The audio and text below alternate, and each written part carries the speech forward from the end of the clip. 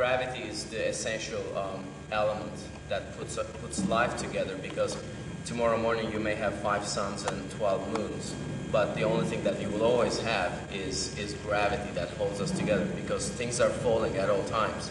So why not use a movement vocabulary that is based on falling rather than camouflaging the fall, like in ballet technique. The first thing I extracted was, in 1988, was basically music, because I thought every time you go to a music concert, you don't see dancers. So when you go to a dance concert, why hear music? Or when you go to painting exhibitions, you don't always see dancers running around in the exhibition hall. It's not mandatory.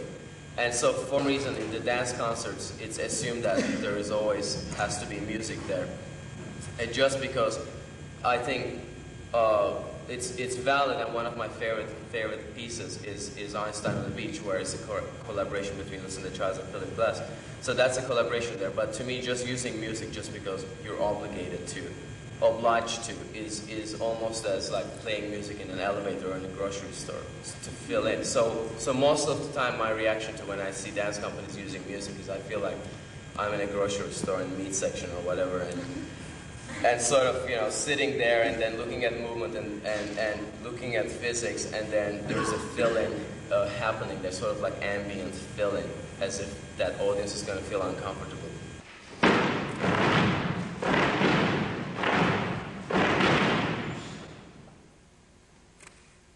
So the moment I took out music, then that's when I started using more task-oriented work, because I wanted my dances, I wanted my timing coming from the movement and from architectural space.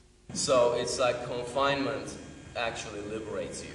The more you're in bondage, and the more liberated you are in all senses. So when you compress your space, then the possibilities of movement within increases. Like, just because there is a stage and there are wings, that doesn't make it a space. And so every time a dance company or a work gets performed in a generic space, that's to me not questioning the space of that each piece.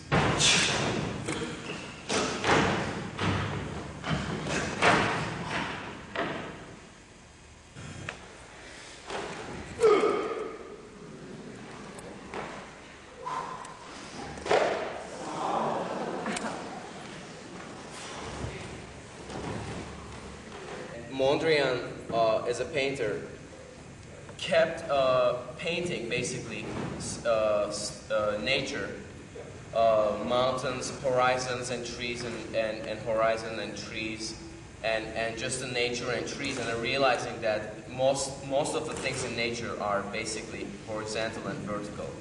Extracts and abstracts it to a way that nature is basically vertical and horizontal. And then there are the in-betweens, right? So I wanted to go after a dance vocabulary where it's vertical and horizontal, so it's orthogonalistic. So minus standing upright, which we usually are, I wanted to create lines where it's horizontal or vertical to the floor. Another painter that really influenced my work was Kandinsky, because he mainly because it's a book called Point and Line to the Plane. I think it's a really important book for choreography, just because there is the concept of,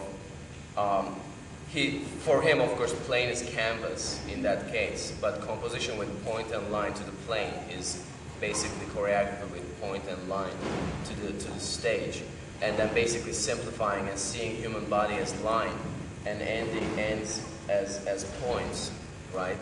So from there I started choreographing on paper always instead of in the studio, so that when I would choreograph, it's usually a bird's eye view of looking things down and then making lines, basically stick figures.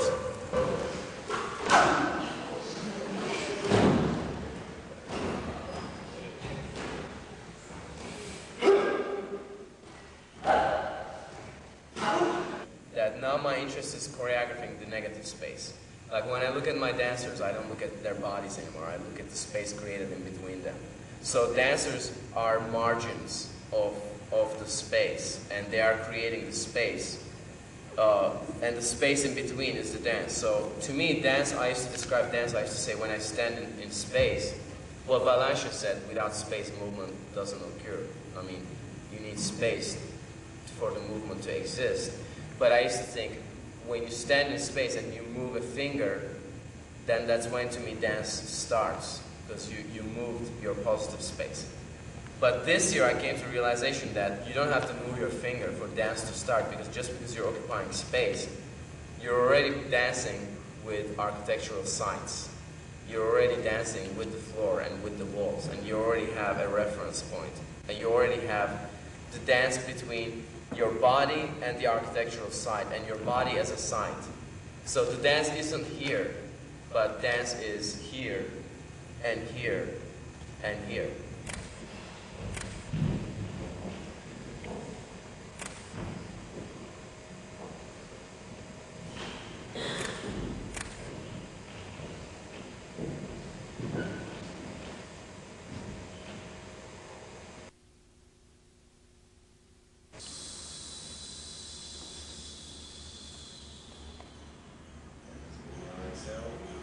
Empty our minds.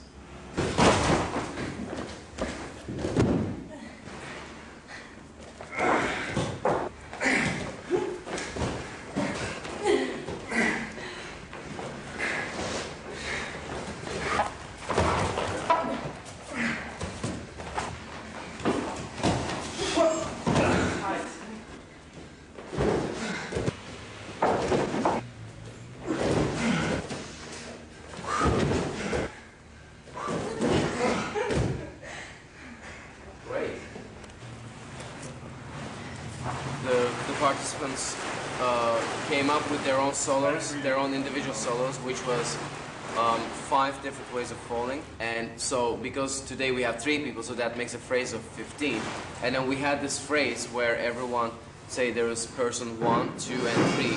So all three of them did first phrase, second phrase, third phrase. So it became this long phrase executed by the 3. So, and then we had this question of, what if we were bags? Would it be compromising from human line, or would it be a more abstract language? So what we're trying to explore is creating these blue spaces or green spaces that occupy space, but don't look like normal human space occupation. And it's also eliminating the arm factor. Like, how were your falls different? Did you feel kinesthetically? Were they more broken or were they more straight? I think you're more confined because you don't have. It was especially getting up, for example. Yeah. Well, in some ways it was really helpful. I mean, actually, it was really helpful in all ways, because the ways where I didn't feel it was just clean. Yeah. It gave me something to focus on to make it more clean next time, with or without this. Yeah. You know.